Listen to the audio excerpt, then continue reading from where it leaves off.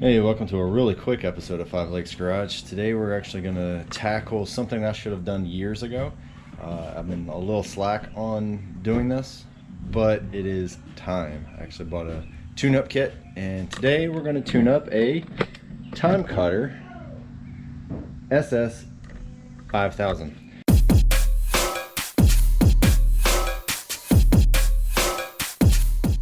So this is a 50-inch deck. We bought this when we bought the house shortly after, because the other Toro I had just died. It would not move. Hydraulic pump, and hydraulic pumps were expensive, so we bought this.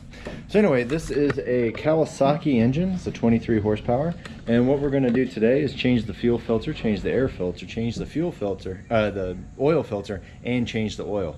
And these are some of the things that you're going to be able to do at home and actually save you a ton of money. The tune-up kit that I picked up is about 200 bucks, but it comes with blades, spark plugs, fuel filter, oil filter, everything you need to do this job. Actually, I think it was $100, not $200. I don't know what I'm thinking about. Anyway, so this is some of the things you need to do. So I have this hose that I had laying around up on the shelf. This one here looks like it's about a 3/4 inch hose, and what we had to do, you see way down here, this is the oil drain, and it has a little nipple off the side, so I just plugged the hose in there, unscrew this, and we have oil. Now yes, the oil looks nasty because it has been way too long since I've actually tuned this up. So the next thing was going to be the fuel filter. Fuel filter is right on the, I guess you would say, driver's side if you're here in the US, and it's very simple. Follow the directions. It's got the word flow on it. This is the way you want to flow. So let's put that in real quick.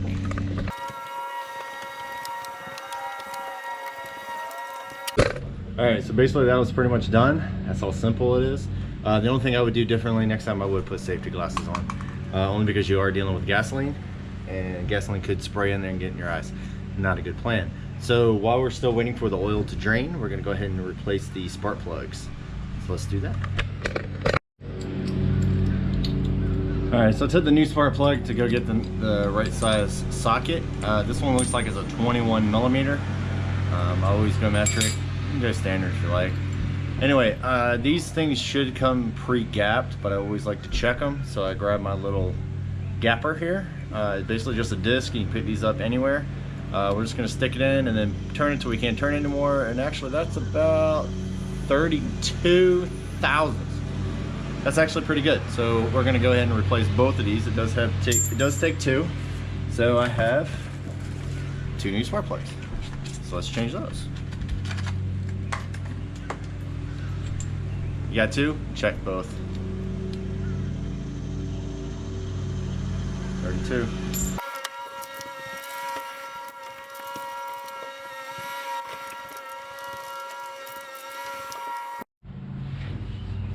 Alright, so we just changed out both spark plugs. When you tighten them down, just go ahead and get it tight and then go a little bit more, maybe like 1/8 of a turn. You don't want to cinch it down too much or you're never going to get those out.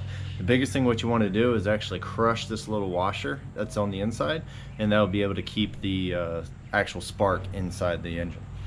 So I have both spark plugs out. You just want to compare them. As you can see, I have two different colorations on that, which means one's running hotter than the other. That could be that it's running leaner. It could be a carburetor issue. It could be a couple other things. So I'm going to run some additive in the fuel to actually clean it out a little bit. I did put a new fuel filter on there, so that should help. But we kind of want these to be the same. We don't want it too black. If it's black, then you get oil in it. If it's too white, then it's way too lean, and then you could actually blow your engine up. We don't want to do that. So those look okay, even though they are two different colors. But I'm going to throw some additive in here as well just to try to help it out. So let's change the air filter. Alright, so we have our air filter right here. Most of the time you want to take this little cloth thing off and actually put oil in it. And so in between services of actually replacing it, this one already has oil in it. I can feel it on my fingers. You can either get the aerosol oil or you can get just put regular motor oil on there. Just don't soak it, really wring it out pretty good, because you just want to have a film on it. You don't want it soaked in oil because it still needs to get air. So let's go get air filter. Eesh.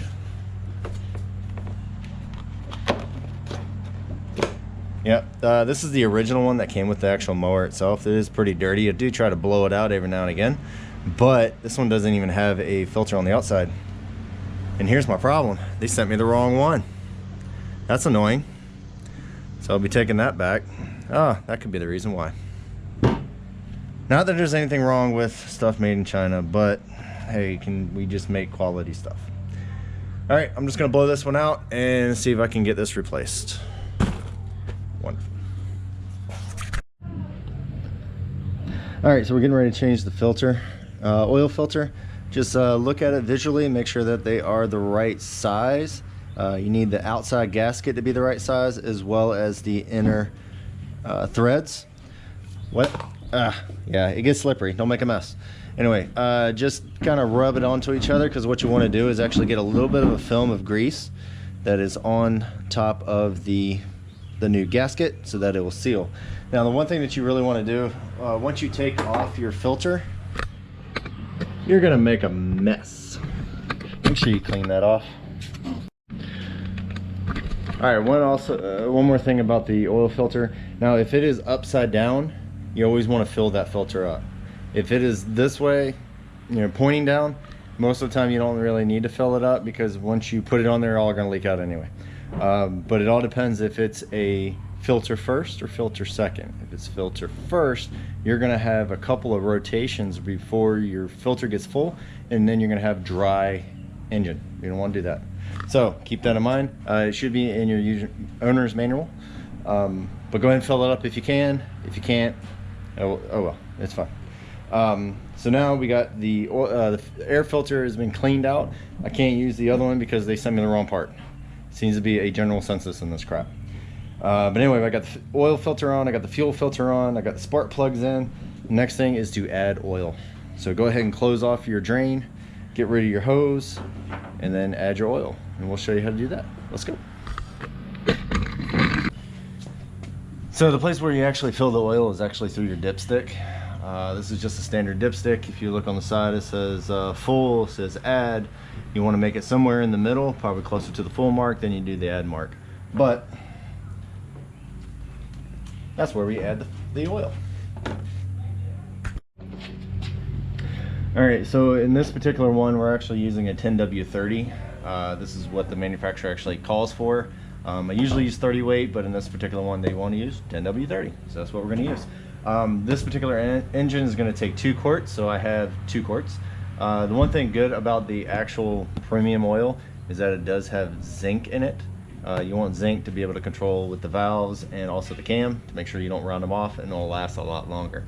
Most oils, they've been taking that out of it because it isn't that great for the environment.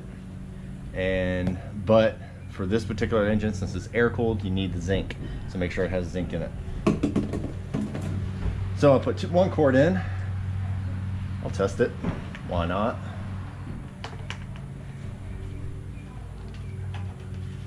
All right, when you're checking your oil, make sure that it is twisted in all the way. So you can see, not touching yet. So we do need to get that 2nd quart. Let's put the 2nd quart in. All right, so we got both quarts in. And put that over to the side. Now keep your buckets, because you can actually put your old oil in the buckets or in the quarts, or if you have a big bucket, whichever, so you can dispose of it. If you go to any O'Reilly's, Napa, anywhere that sells oil, they're supposed to be able to take oil. So you want to do that. Now grab your hold of your dipstick and check it again. We want to make sure that we are at least up to the mark.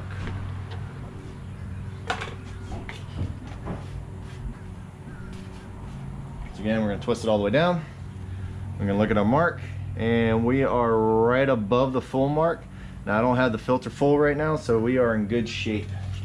So it took exactly 2 quarts. All right. So we changed the oil, we changed the fuel filter, air filter. We cleaned it out because they sent me the wrong part. What the hell's wrong with these people? It's only their job. Anyway, the other thing that we have left would be the blades. Now we definitely want to change the blades. These are the original blades for this mower. I did have 2 sets. The other set I completely destroyed, and maybe I'll show a picture of them a little bit later. But yeah, they're all go it. Yeah, I kind of hit a few stumps and rocks and all the other stuff, but I do sharpen them all the time. That does make them really thin. So I got new blades. We're gonna put those on there, but first we got to jack the front up because my hoist is being blocked by the Wagoneer that I have not finished.